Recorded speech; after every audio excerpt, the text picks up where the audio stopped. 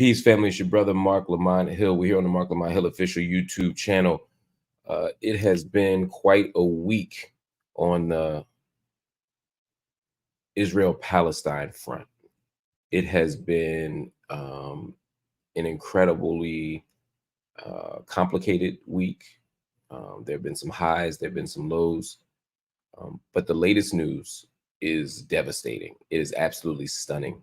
The United States has announced, the State Department, that it is halting its funding, its support for the United Nations Relief Works Agency, for the United Nations Relief Works Agency, also known as UNRWA.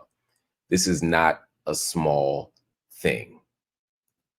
This is not a small thing. I'm going to go so far as to say this is one of the most devastating blows to the Palestinian people that we've seen from a policy perspective, from a diplomatic perspective, in a very long time. And I'll break down what this means. I'm not going to be on here super long, but I'm going to break down what this all means. In the meantime, feel free to drop in your location, drop in your city, drop in your state, drop in the country you're writing in from. Hit the like button, smash up the like so that they know that you want to, let them know that you want this kind of content so that we can extend the algorithm. So listen, how did this begin? Well, Israel yesterday, we'll get to the timing of this in a minute, but yesterday, Friday, Friday, January 26th, said that they have information that 12 members of the United Nations Relief Works Agency, that is the organization specifically devoted to Palestinians, and even more specifically, in general, to Palestinian refugees. We'll talk about what refugee means too in this context, but for all intents and purposes, if you live in the West Bank, if you live in Gaza, if you're one of 6 million Palestinians living outside the state of Israel and in that region, you are under the protection of UNRWA, the United Nations Relief Works Agency. It is a special agency separate from the other refugee agencies that the United Nations runs. And they said that 12 members of UNRWA allegedly were involved in the October 7th attacks. Israel said that they have information that 12 members of UNRWA were involved in the October 7th attacks. This came out yesterday. Interesting timing that it came out yesterday. Point number one. Yesterday was the day that the International Court of Justice released its decision regarding the request for an emergency measure. The International Court of Justice in The Hague, another United Nations organization, said, or wing of the United Nations, made a determination that South Africa did have a case against Israel, that they did have jurisdiction against Israel, that there was a legitimate dispute against Israel, that it's plausible that Israel is engaged in genocide, that there's a prima facie or case for genocide by Israel, and they even offered evidence that demonstrates potentially not just a practice of genocide, but an intent to genocide, the mens rea, the criminal mindset. Now, they didn't find Israel guilty of genocide. That wasn't what yesterday was for.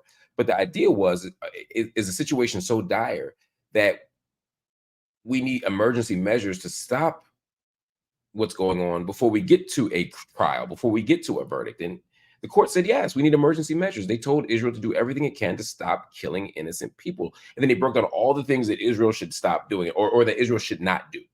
And they even asked Israel to file reports to demonstrate to the court what they're doing. Now, did they go so far as to say no ceasefire? They did not say no ceasefire. That's true.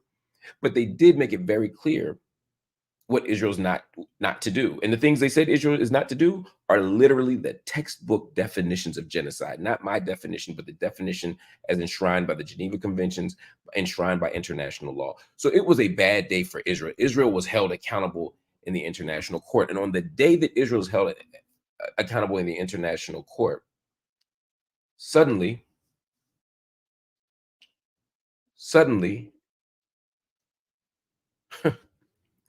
there is an announcement that 12 members of UNRWA were involved in the October 7th attacks. Israel did not offer evidence. Now, they say that they told the United Nations, and they say that they told the United States. So, according to Israel, they notified UNRWA and they notified America. Um, Now, the UN commissioner, the UNRWA commissioner, Philippe Lazzarini, said that he received, quote, information about the alleged involvement of several employees. And he said to protect the agency's ability to do its job, he said they decided, quote, to immediately terminate the contracts of these staff members and launch an investigation in order to establish the truth. So an investigation is beginning today. That seems reasonable. They say, look, you're making an allegation. We are going to look into it. It's all you can do, right? We're going to look into the allegation.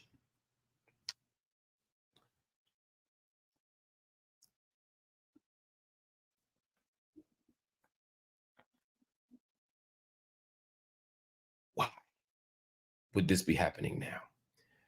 Well, a big part of what Israel has attempted to do is to say that any international body that holds them accountable is not playing fair, right? Israel says we play by the rules. We're the most moral army in the world. We're the most principled nation in the world. We follow all the rules. And anybody who says we don't follow the rules, well, something must be wrong with them. So we say there's no genocide. I'm speaking as Israel. We say there's no genocide. Oh, wait, but Amnesty International says there is. We say there's no apartheid. Oh, well, Human Rights Watch says there is. We say that there's no racism or no structural differences in how people are treated inside of Israel between Palestinian citizens and Jewish citizens. And we say, well, B'Tselem says there is. They say, well, B'Tselem, something wrong with B'Tselem, which is an Israeli human rights organization. So they basically characterize every organization that is critical of Israel as having a bone to pick with Israel, having a racist or racial or anti-Semitic analysis or perspective. And so they have said for years that the United Nations is anti-Semitic.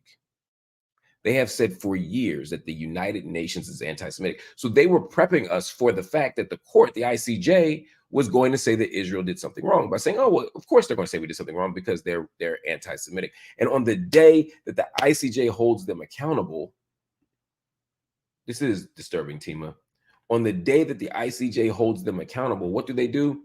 They release a result or a finding that says, or a claim, probably more accurately, that says that UNRWA is involved in October 7th. So they're trying to link now the UN to not just being anti-Semitic in its juridical practices and its legal practices, but they're also now trying to say that the UN is somehow involved in October 7th. Now, Israel has a right to make whatever claims it wants, and the international community has a right and a duty to investigate those claims and figure out whether they're true or not, if they're both operating in good faith. But what happens the very next day? The United States makes an announcement. The United States makes an announcement. And here's what the United States, this is directly from the State Department. This ain't from me, this is from the State Department. The United States is extremely troubled by the allegations that 12 UNRWA employees may have been involved in an October 7th Hamas terrorist attack on Israel.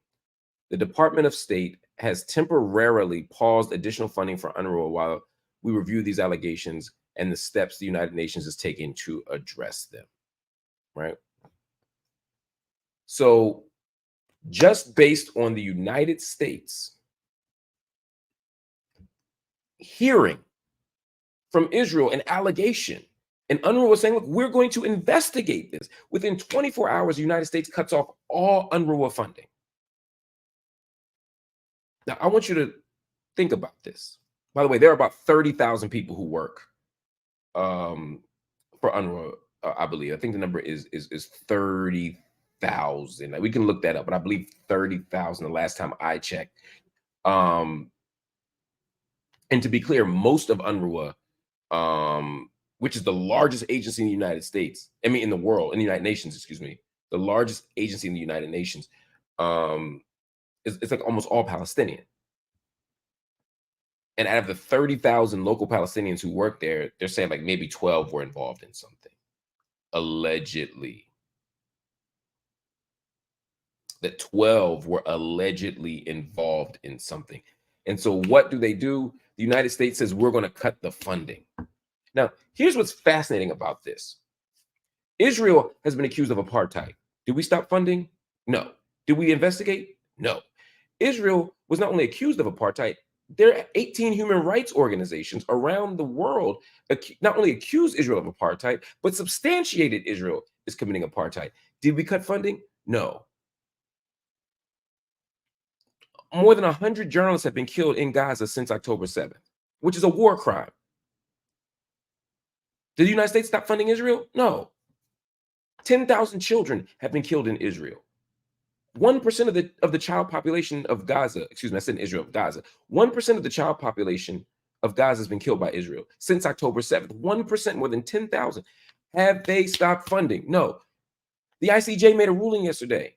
Did they stop funding? No. Israel has been accused time and time again of war crimes, of contraventions of international law, of violating every rule of war, and we have not stopped one penny. In fact, since October 7th, Joe Biden has tried to double down and say we need to give them more money, not just the normal 3 or 4 billion. Let's give them another 8.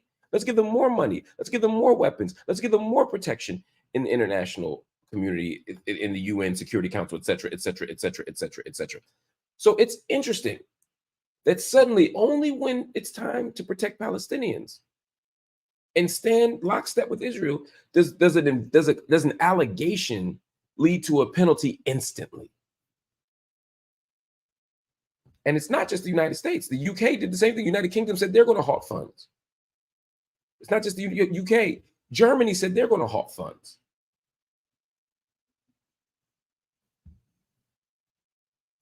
This is not a small thing, y'all. Let me give you some context.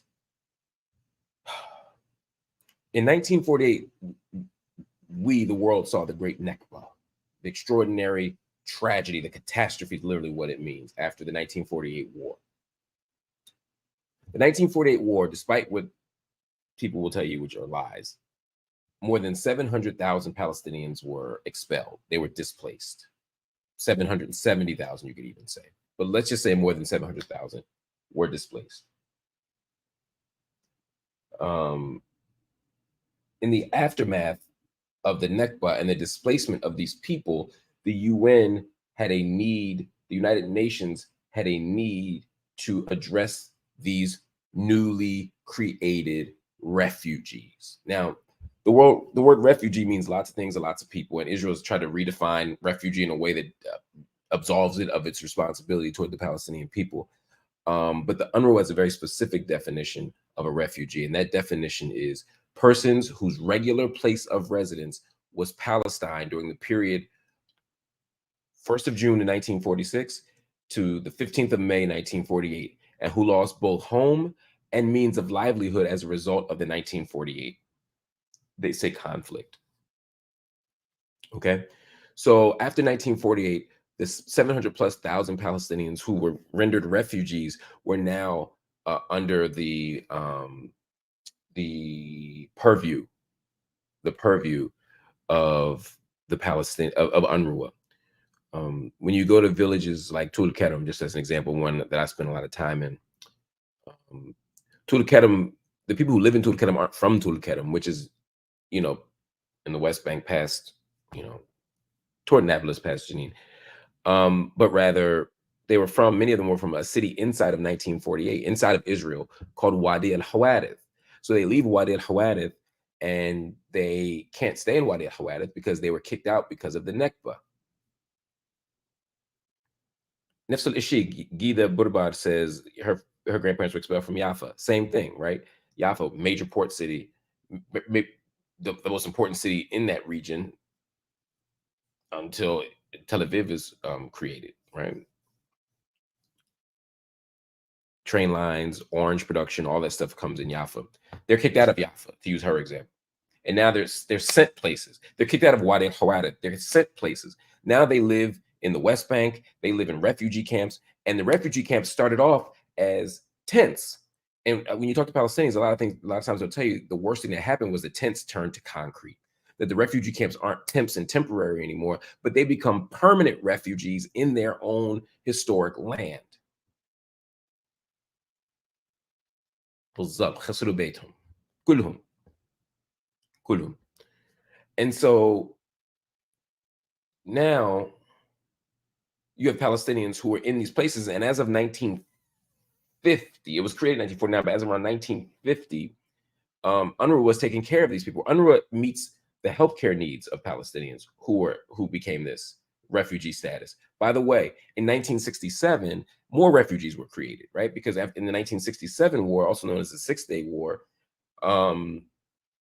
more people were created, more refugees were created, more people were expelled, more people were killed, more people were relocated, more people were dispossessed. And so now UNRWA had to expand the definition of the refugee, but the refugee is taking care of people. The UNRWA is taking care of refugees. UNRWA is providing education. That's their primary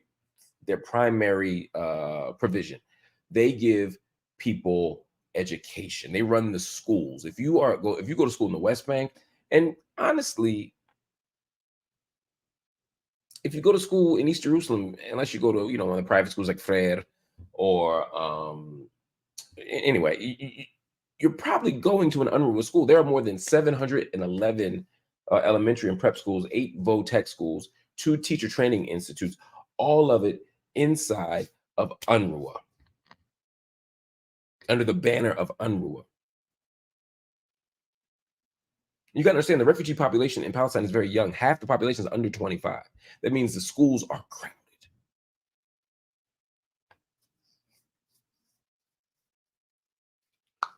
UNRWA is trying to make ends meet. UNRWA is not enough, but UNRWA does a lot. UNRWA does social services. UNRWA does hospitals. UNRWA is how they get their shots. UNRWA is how children with disabilities get their needs met. UNRWA is how people get treated if they have COVID. UNRWA is what happens if people are struggling with, we could go on down the list. There's also economic relief. There's a microfinance department of UNRWA. They give people loans. They give people financial outreach. UNRWA is the lifeblood of the Palestinian people. And UNRWA only exists because of international support. The biggest funder of UNRWA is the United States. I think they gave them 153. I'll look that number up. Y'all can fact check me, but I think it's about $153 million last year. Juxtapose that to the $3 billion we give Israel. Again, just for context, right? Just think about how much money we give UNRWA versus how much money we give Israel. But UNRWA only exists because of outside funding. The UK, the US, Germany, France. These are the countries that support and create the possibility of Palestinian life, frankly. This is fundamentally what UNRWA does. And all of it just got cut. Every single dollar. Canada, Italy, Netherlands, all of them said, you know what? We're not giving you another penny, because Israel made an allegation. They didn't wait for an investigation. They didn't wait for a finding. They didn't even give their proof to the global community. I'm sure they'll say it's a security issue. Everything's a security issue. All they did was say, stop. Netanyahu praised those countries for cutting the money off. So now Israel has basically said, the UN is BS. The UN's anti-Semitic. We don't care about the ICJ findings. And now we're encouraging the countries around the world to stop feeding Palestinians, to stop funding Palestinian hospitals, to stop opening and keeping open Palestinian schools. This is what they have done. This is collective punishment. Let's say that Israel is right. Let's say that 12 Palestinians involved in UNRWA did something wrong. They're now making the claim that UNRWA is the problem, not the 12 people, but UNRWA. And because of that, we should cut the whole agency, cut all the schools, all the hospitals, all the social services, because of what these 12 people. That is the definition of collective punishment. That is the definition of genocide as well. Intentional acts designed to undermine the life chances of a racial, national, ethnical, or religious group. That's what's happening right here. If you get rid of the hospitals and the schools, you get rid of the babies. Textbook genocide. If you don't allow the mothers to survive, you're not allowing for the next generation to be produced. Textbook genocide. I could go on. I could go on. This is textbook genocide. This is textbook collective punishment. And the United States is doing it with no explanation, with no legitimate explanation, with no defense, and with no apparent worry about what it's going to mean for Palestinian people. But this is part of a broader project. Netanyahu has been calling to end UNRWA forever. They don't want UNRWA. They don't want to resolve this refugee issue because one of the sticking points of any final status determination about Israel-Palestine is the status of refugees. And what Netanyahu and the Zionists have tried to say is, well, they're not refugees. Only the people who were physically there in 1948 are refugees, which is not true. If you were there in the Nakba and you lost your house and you lost your crib and you became a refugee, your children are refugees. Your grandchildren are refugees. Yes, refugee status is passed on. You can't just steal my shit and wait for me to die, which was kind of the plan. Right? That was the plan. David Ben-Gurion, first prime minister, he said, the old will die and the young will forget. The old will die and the young will forget. He was saying that we can colonize this place. We can have a Nakba, we can destroy the Palestinian people, and eventually we'll get away with it because the old will die and the young will forget. That is what Palestinian resistance has all been about. That's what Sumud has been about. That's what the Muqawama has been about. It's been about saying we won't forget. We're going to hold these keys around our neck. We're going to remind people of who we are. That's what Hamdallah is about. By Najil Ali, all of that is about this idea of saying we won't forget. But it's also a political question, not just a memory question, not just a political, not just a discursive question. It's a question of saying, what is our refugee status and how do we protect the refugee status so that when there is a final status solution, the people can come back home. And if they can't come home, their grandchildren will come home. You won't take this land from them, is what they're claiming.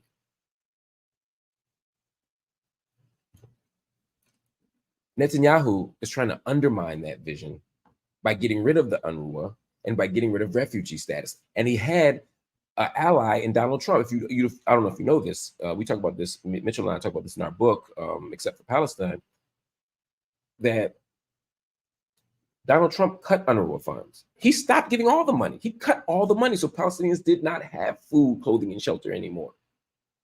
And he encouraged other nations to do it. Joe Biden came back and said, oh no, we're going to give the UNRWA back because Palestinians deserve food, clothes, shelter, healthcare, etc. Well, guess what? Now he's suggesting maybe that they don't. And they're using the pretext of an investigation as the justification to take away all Palestinian support. Again, let's say the 12 people were involved. I don't know. You can't punish 30,000 for the acts of 12. You can't punish 5.9 million for the acts of 12. Because when you close down UNRWA, when you stop funding UNRWA, you punish 6 million Palestinians. Same person you call genocide? Exactly. And I know you being a troll, but yes, this is exactly the same person I call Genocide Joe. And this is why we call him Genocide Joe, because he is cold and wantonly and cruelly indifferent to the life of Palestinian people. Can you imagine finding corruption in the U.S. welfare system or the U.S. Social services system? 5 people were involved in a government project conspiracy. So what do? We cut all the funding. We cut all social services. We cut all welfare. We cut all healthcare. We cut all social security. If some old folk do something wrong, what are we talking about? This is absurd. And again, it plays on Netanyahu's unsubstantiated claim that UNRWA is fundamentally an anti-Semitic and corrupt organization designed to destroy Israel, because it's connected to the UN, which is the corrupt and anti-Semitic organization designed to destroy Israel. This is his narrative. The United Nations is not trying to destroy Israel. The United Nations, to the extent that it's been able to, has been attempted to hold nations accountable. Is the UN perfect? No. Is the UN weak? Absolutely. Does the UN lack teeth? No doubt. But when it comes to human rights, when it comes to international justice, the UN is at least trying to do something.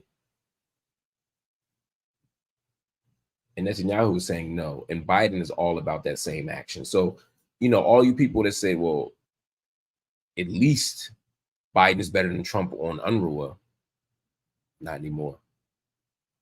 Not anymore, family. This is disgusting. So what can we do? We can put pressure on Biden, number one. We have to spotlight our outrage. We need to take to the streets for this issue. And those of you who are giving money, continue to donate to UNRWA. UNRWA still exists.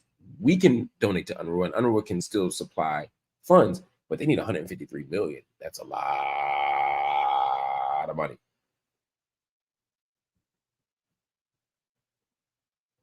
So let's demand justice. Let's demand transparency. Let's demand to see the evidence. Let's demand a timeline so that this temporary pause doesn't last forever. Isn't that what we said when we asked for a ceasefire? They said, well, we can't have a temporary pause because a temporary pause will turn into a long pause. Well, what about now? Same logic, right? Or no, of course not, except for Palestine. Anyway, this is very frustrating, family. What I need y'all to do is write to your members of Congress. I need you to protest in the streets. I need you to keep this story in the forefront, and I need you to keep donating to UNRWA if you already are. And if you're not, maybe you want to start. All right, family, I want to thank you for watching. This is the Marc Lamont Hill official YouTube channel. Please continue to hit the like button so you can expand this content, make the algorithm reach far and wide. Also, at the same time, family, hit the subscribe button so you can become part of the channel. We love when you do that. If you're so inclined, hit the join button. When you hit the join button, you become part of the monthly subscriber base to the channel. It allows us to support and amplify what we do here. And of course, if you just want to go straight to Cash App, go to Cash App, hit the $, and just type MLHTV. Just go to Cash App $MLHTV and drop in whatever you can. We appreciate all of it. God bless you. Have a good night. Free the land.